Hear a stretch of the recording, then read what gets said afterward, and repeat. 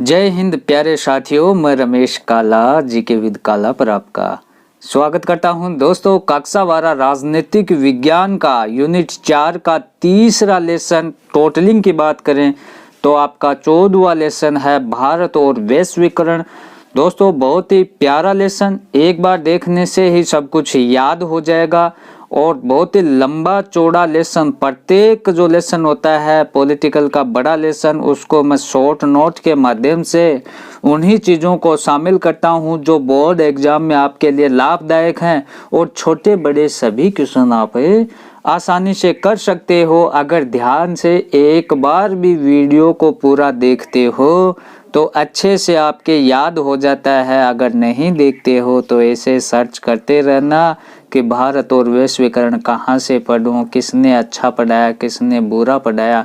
दोस्तों, अपनी ओर से सभी अच्छा ही पढ़ाते हैं, अच्छा देने का ही प्रयास करते हैं। वो आपके ऊपर है कि आप कितना उसे पकड़ करते हो। दोस्तों, एक बुरी से बुरी या बेकार से बेकार किताब आप पकड़ लो और उसे आप बार बार पढ़ो तो आप आसानी से 95% लेकर आ सकते हो अगर आप मन से पढ़ाई करते हो तो।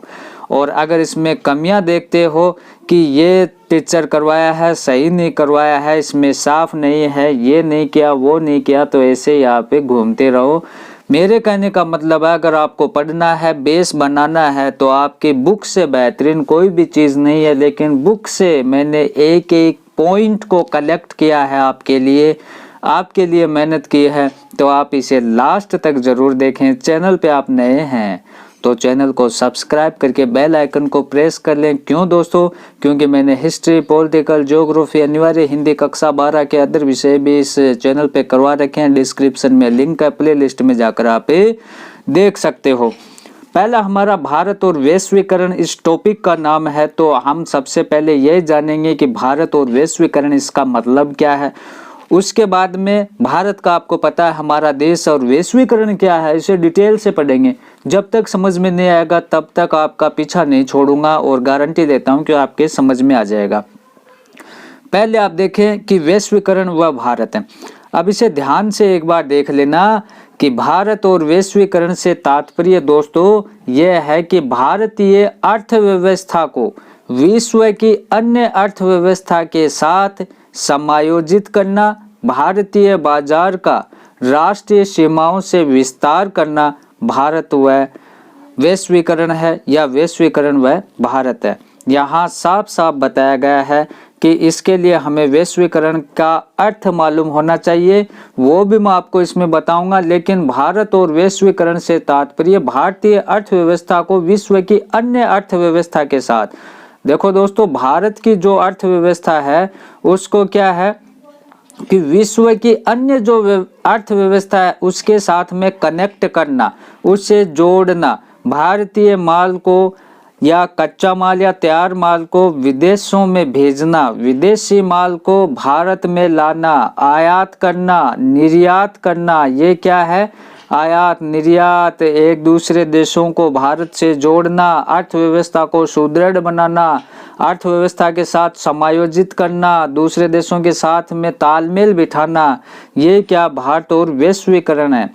भारतीय बाजार और राष्ट्रीय सीमाओं से विस्तार करना, मतलब भारत का जो बाजार है उसका राष्ट्रीय सीमा, जो भारत की जो सीमा है उसका विस्तार करना है। विस्तार कैसे होगा? जब हम हमारे माल को विदेशों में भेजेंगे, विदेशी माल को भारत में लाएंगे, तभी तो विस्तार होगा, बढ़ावा मिलेगा। तो यही है भारत और वैश्वीकरण का संबंध, यही है कि अर्थव्यवस्था के साथ दूसरे देशों की अर्थव्यवस्था के साथ तालमेल बिठाना, समायोजित करना, आयात निर्यात करना और भारत की राष्ट्रीय सीमाओं का विस्तार करना। अब देखो, उससे पहले हमें वैश्वीकरण को समझना पड़ेगा। प्रश्न 101% पूछा जाता है वैश्वीकरण के बारे में आप क्या जानते हैं, वैश्वीकरण क्या होता है, वैश्वीकरण का प्रभाव क्या है, वैश्वीकरण के सकारात्मक और नकारात्मक प्रभाव, वैश्वीकरण के कारण क्या है, वैश्वीकरण का आर्थिक प्रभाव क्या है, राजनीतिक प्रभाव क्या है, वैश्वीकरण का सांस्कृतिक प्रभाव क्या है, सामाजिक मूल्यों पर वैश्वीकरण का क्या प्रभाव है। इस प्रकार के क्वेश्चन है वो पूछे जाते हैं। कोई सा भी एक क्वेश्चन पूछा जा सकता है बोर्ड एग्जाम में, मैंने सभी को इसमें शामिल किया है, तो आप लास्ट तक दोस्तों जरूर देखें। वैश्वीकरण को समझें वैश्वीकरण वह प्रक्रिया है जिसके द्वारा विश्व की विभिन्न अर्थव्यवस्थाओं का समन्वय किया जाता है। वैश्वीकरण वह प्रक्रिया जिसके द्वारा विश्व के मतलब भारत से अलावा जो देश है उनकी अर्थव्यवस्थाओं के साथ भारत की अर्थव्यवस्था का तालमेल बिठाना, समन्वय बिठाना, जिससे तालमेल बिठा लेते हैं तो इससे क्या होता है, जिससे भारत की वस्तुओं और उसकी सेवाओं, उसकी प्रौद्योगिकी, टेक्नोलॉजी, पूंजी, श्रम, इनके मध्य प्रवाह हो सके, मतलब आदान प्रदान हो सके। देखो, वैश्वीकरण वह होता है एक देश का दूसरे देश के साथ में संबंध, टेक्नोलॉजी का संबंध, पूंजी का संबंध, श्रम का संबंध, सेवाओं का संबंध, आपसी तालमेल, बढ़ावा, आयात निर्यात एक देश से दूसरे देश के साथ में, ये क्या दोस्तों वैश्वीकरण है। इस प्रकार वैश्वीकरण का अर्थ किसी एक देश का समय को शेष विश्व के साथ इस प्रकार से एकीकृत कर लेने के रूप में है कि वस्तुओं, सेवाओं, श्रम, पूंजी, ज्ञान, विज्ञान, संस्कृति बिना किसी रोक टोक के देश के भीतर आ सके और देश के बाहर जा सके। वैश्वीकरण का मतलब यह है कि देश की संस्कृति है, देश की श्रम, पूंजी, वस्तु वो अन्य देश में आसानी से जा सके और अन्य देश की जो भी वस्तुएं, माल, कच्चा पक्का माल, उसका ज्ञान, उसकी विज्ञान, उसकी संस्कृति वो बिना रोक टोक के इस देश में आ सके और इस देश का इस देश में आ सके। तो ये क्या हुआ, वैश्वीकरण हो गया। दोस्तों, वैश्वीकरण के कारण क्या रहे? देखो, वैश्वीकरण के क्या कारण रहे? प्रौद्योगिकी और संचार के साधनों ने, देखो टेक्नोलॉजी थी, टेक्नोलॉजी का विकास हो रहा है, सोशल मीडिया का विकास हो रहा है, संचार के साधनों का विकास हो रहा है, तो इसके कारण वैश्वीकरण को बल प्रदान मिला। टेक्नोलॉजी के कारण हम देख लेते हैं कि ये मोबाइल इंडिया में हमें 10,000 रुपये का मिल रहा है अगर इसे तैयार करें तो हम, वही अगर हम विदेश से या चाइना से निर्यात कर लेते हैं तो वो भारत को 8,000 रुपये में मिल जाता है। एक सपोज बता रहा हूँ। तो वो क्या होता है कि वो इस 10,000 के बजाय इस पर ज़्यादा फोकस करेंगे कि इससे भारत की अर्थव्यवस्था भी सुधरेगी, कि भारत के लोगों को ये आसानी से मिल जाए, भारत को भी थोड़ा लाभ हो जाए, और 10,000 रुपये वाले में थोड़ा लॉस हो रहा है कि इसकी वो क्या है कि कीमत ज़्यादा होने से बिक्री कम होती है, तो ये क्या करते हैं, ये आयात करवा लेते हैं। ऐसी स्थिति अगर भारत में कोई सस्ता माल है तो वो दूसरे देशों को भेज देते हैं, वहाँ के लोगों को फायदा हो जाता है। और ये पता कैसे चलता है कि ये सस्ता था, ये महंगा था? ये प्रौद्योगिकी, टेक्नोलॉजी और संचार के साधनों से इसमें वैश्वीकरण को बल मिला। अब देखो, टेलीग्राफ है, टेलीफोन है, माइक्रोचिप है, इंटरनेट के नवीन आविष्कारों ने पूरी दुनिया में संचार क्रांति का सूत्रपात कर दिया। अब वैश्वीकरण के आर्थिक प्रभाव कौन कौन से हैं? वैश्वीकरण का सर्वाधिक प्रभाव विश्व की अर्थव्यवस्था पर पड़ा। ठीक है दोस्तों, विश्व की अर्थव्यवस्था पर पड़ा। पश्चिम के देश एशिया एवं अफ्रीका अपने बाजार तलाश रहे हैं। प्रत्येक देश में अपना बाजार विदेशी वस्तुओं के लिए खोल दिया गया है। अंतर्राष्ट्रीय मुद्रा कोष, विश्व बैंक ने अपनी नीतियों में परिवर्तन किया है। आयात निर्यात नियमों में भी शिथिलता आई है, मतलब कि इसमें ज़्यादा बंदिशें नहीं है, एक देश से दूसरे देश में आसानी से हमें आयात निर्यात कर सकते हैं। वस्तु और पूंजी का प्रवाह तीव्र गति से हो रहा है। वस्तुएं हैं वो एक देश से दूसरे देश में, पूंजी है वो एक देश से दूसरे देश में आसानी से आ जा सकती हैं। वैश्वीकरण के राजनीतिक प्रभाव क्या पड़े? कि राजनीतिक दृष्टि से सुदृढ़ राष्ट्रों का जीवन स्तर बढ़ा है। वैश्वीकरण के कारण सूचनाओं में तीव्र आदान प्रदान से नागरिकों का जीवन वो सहज हुआ है। देखो, सूचनाएं एक देश से दूसरे देश से आसानी से पहुंच जाती है तो लोगों का जीवन स्तर भी बढ़ा है। आप सपोज कर सकते हैं कोई खाड़ी के देश में आपका आदमी गया हुआ है, जैसे दुबई गया हुआ है, तो वहाँ पर कोई दिक्कत हो गई है, आप मान सकते हो खुदा न करे, लेकिन उसके पास में आग लग गई। अब आग लग गई तो सूचना के जरिए, मोबाइल के जरिए ये हमारा आदमी हमें बता सकता है कि हमारे आग ज़रूर लगी थी लेकिन मैं सेफ हूँ, मेरे कोई भी दिक्कत नहीं है। तो इसमें से क्या होता है कि हमें ये सुविधा हो जाती है, हमारा दिल थाम लेते हैं कि हमारा आदमी सही है, किसी की भी जान माल की हानि नहीं हुई है। अगर ये सूचना नहीं होती, टेक्नोलॉजी नहीं होती, तो हमें ये रहती कि कहीं से सुन लेते कि आग लगी हुई है, तो हमें ये लगता कि हमारा आदमी कैसा होगा, किस प्रकार से होगा। आपके सवाल ये होगा कि अगर सूचना टेक्नोलॉजी नहीं होती तो हमें पता ही कैसे लगता है कि आग लगी है, लेकिन बुराई है वो पहले आ जाती है दोस्तों, इसमें वो पता लगी जाता है। तो ऐसे में क्या है कि सूचनाओं का तीव्र आदान प्रदान होने से नागरिकों के जीवन में सहज हुआ है, उनका स्तर बढ़ा है। अंतर्राष्ट्रीय समुदाय ने अपनी नियंत्रित नीतियों के स्थान पर व्यापार को, खुलेपन को प्रोत्साहन दिया है। उसके बाद में वैश्वीकरण के सांस्कृतिक प्रभाव की अगर हम बात करें तो वैश्वीकरण का सांस्कृतिक जीवन पर भी व्यापक प्रभाव पड़ा। वैश्वीकरण के कारण सांस्कृतिक समरूपता का जन्म हुआ है। इसका विशिष्ट देशज संस्कृतियों का प्रतिकूल प्रभाव पड़ा। इसका कहने का मतलब यह है कि वैश्वीकरण जब हो रहा है तो हमारे लोग वो विदेशों में जा रहे हैं, अब वहाँ की संस्कृति को देख रहे हैं, उनके खान पान, रहन सहन, पहनावे को देख रहे हैं, और विदेशी लोग भारत में आ रहे हैं तो यहाँ के खान पान, पहनावे को देख रहे हैं। तो संस्कृति का आदान प्रदान होते हैं और लोग एक दूसरे की संस्कृति को अपनाते भी हैं।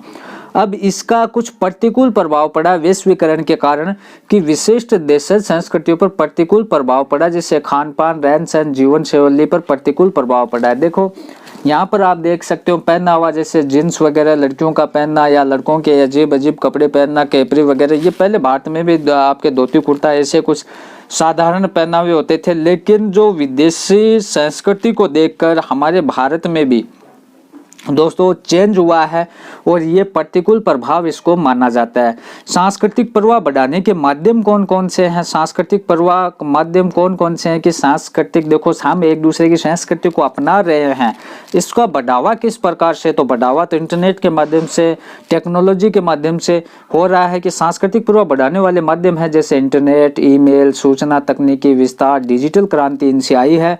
ईमेल व इंटरनेट से सूचनाओं का आदान प्रदान हो रहा है, हम एक दूसरे की संस्कृति को अच्छे से समझ रहे हैं, देख रहे हैं। अब भारत पर वैश्वीकरण का क्या प्रभाव पड़ा आप देखें, वेरी वेरी मोस्ट इंपॉर्टेंट है, स्टार लगा लीजिए और यहाँ से क्वेश्चन पूछा जाएगा। भारत में वैश्वीकरण की शुरुआत 1991 में तत्कालीन प्रधानमंत्री नरसिम्हा राव ने किया था। जनवरी 1995 में विश्व व्यापार संगठन की स्थापना होने पर भी भारत इसका सदस्य बन गया। थोड़ा समझे इसे दोस्तों। भारत में वैश्वीकरण की शुरुआत होती है 1991 में और उस समय प्रधानमंत्री था नरसिंह राव। उसके बाद में जनवरी 1995 में WTO विश्व व्यापार संगठन की स्थापना होती है और उसके बाद भारत इसका सदस्य बन जाता है।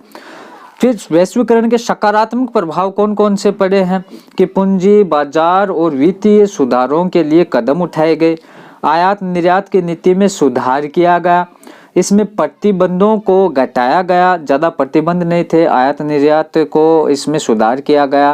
भारत में विश्व व्यापार संगठन पर हस्ताक्षर किया, इसका सदस्य बना, मतलब WTO पर हस्ताक्षर करके भारत इसका सदस्य बन गया। प्रत्यक्ष विदेशी विनिमय में इसमें वृद्धि हुई। और नकारात्मक प्रभाव इसके मतलब नुकसान कौन कौन से, हानि कौन सी हुई कि भारतीय उद्योगों पर प्रतिकूल प्रभाव पड़ा। भारतीय उद्योगों पर प्रतिकूल प्रभाव क्योंकि भारत में जो इसमें मशक्कत ज़्यादा करनी पड़ती थी, मेहनत ज़्यादा करनी पड़ती थी, कच्चा माल खेती करते थे, कच्चा माल लेते थे, फिर उसे तैयार माल बाज़ारों में उसे तैयार करते थे, फिर ये महंगा पड़ जाता, जैसे मैंने मोबाइल वाला उदाहरण दिया था पहले। तो इसमें भारत के उद्योग धंधे वो ठप होने शुरू हो गए। भारत में उद्योगों पर प्रतिकूल प्रभाव पड़ा और शक्तिशाली बहुराष्ट्रीय निगमों और कमजोर भारतीय उद्यमों के बीच प्रतियोगिता के कारण भारतीय उद्यम समाप्त हो गए। भारतीय जो उद्योग थे उनमें जो बहुराष्ट्रीय कंपनियां थी, बाहर की विदेशी जो कंपनियां थी, उसमें टेक्नोलॉजी ज़्यादा थी, उनमें दिखावा ज़्यादा था, जिससे यहाँ के लोग भी उनको ज़्यादा लेना पसंद करते थे और यहाँ के उद्योग धंधे वो ठप हो गए थे। ये नकारात्मक प्रभाव थे। बहुराष्ट्रीय कंपनियां लाभ को अपने मूल देश में निर्यात कर रही थी। अब ये जो बहुराष्ट्रीय कंपनियां थी यहाँ से जो लाभ कमा रहे थे, यहाँ लाभ कमाने के बाद भारत में लगाने के बजाय वो अपने देशों को निर्यात कर रहे थे, इसमें भारत को नुकसान हुआ। वैश्वीकरण का लोक संस्कृति पर क्या प्रभाव पड़ा, लोगों पर क्या प्रभाव पड़ा कि वैश्वीकरण पूरी दुनिया में लोक संस्कृति के प्रसार को बढ़ाया, परंतु इससे आंचलिक अभिव्यक्ति में भी रुकावट आई। पाश्चात्य संस्कृति के अंधानुकरण के ने परंपरागत सांस्कृतिक मूल्यों का ह्रास किया। जो पाश्चात्य संस्कृति, आधुनिक संस्कृति जो पश्चिमी देशों से हमने अपनाई, इससे जो परंपरागत संस्कृति हमारी चली आ रही थी उसका ह्रास हुआ, मतलब कि उसमें घटोतरी हुई, उसको वो विलोप की कगार पर आ गई।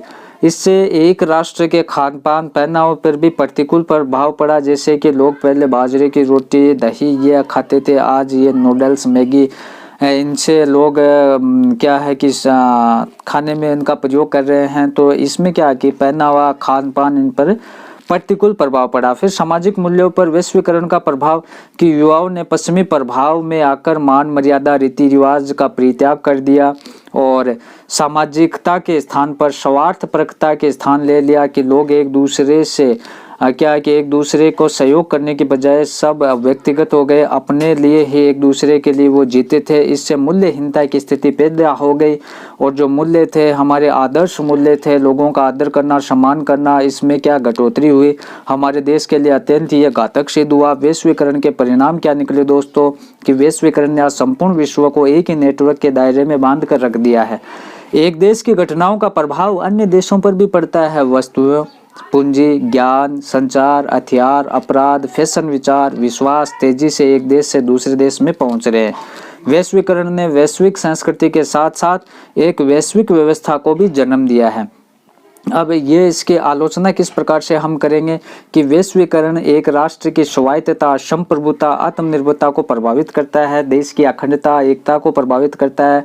जो विदेशी वस्तुएं होते हैं वो हस्तक्षेप करते हैं, उनको बढ़ावा देते हैं, तो ये स्वायत्तता को खतरा है। पूंजीवादी व्यवस्था को बढ़ावा मिलता है, इसमें पैसे वाले ही व्यापार कर पाते हैं, तो पैसे वाले और ज़्यादा अमीर हो जाते हैं, गरीब और ज़्यादा गरीब हो जाते हैं।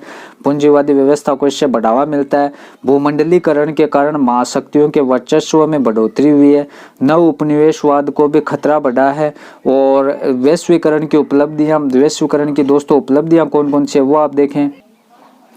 अब इसकी उपलब्धियां कौन कौन सी है, इससे पहले देखो एक निजीकरण होता है। तो निजीकरण आपको ध्यान में रखना, छोटा क्वेश्चन पूछ लिया जाता है, निजीकरण से क्या तात्पर्य है।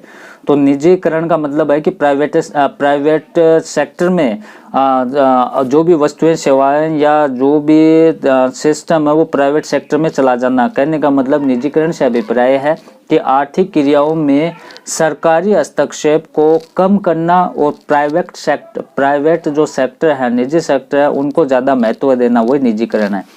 तो वैश्वीकरण की उपलब्धियां हम देख रहे थे कि विकासशील देश में लोगों की जीवन प्रत्याशा का दुगुना होना और शिशु मृत्यु दर घटना। तो इससे क्या होता है कि लोगों में जागरूकता आती है, एक देश से दूसरे देश के सांस्कृतिक रूप से, राजनीतिक रूप से, आर्थिक रूप से जुड़ते हैं। तो इसमें क्या है कि शिशु मृत्यु दर भी कम होती है। जो भी दवाएं वगैरह है भारत में उपलब्ध नहीं हो पाती, वो विदेशों से मंगवा लेते हैं। भोजन में पौष्टिकता का बढ़ना, बाल श्रम को घटाना, स्वच्छ जल उपलब्ध कराना, सेवा क्षेत्र में अभूतपूर्व सुधार, जीवन के अधिकतम खुशहाल बनाना। दोस्तों इस प्रकार से मैंने ये लेसन करवा दिया। दिक्कत आ रही है तो कमेंट के द्वारा पूछ सकते हैं। वीडियो को लाइक कर दें, चैनल पर नए हैं तो सब्सक्राइब कर दें। धन्यवाद दोस्तों।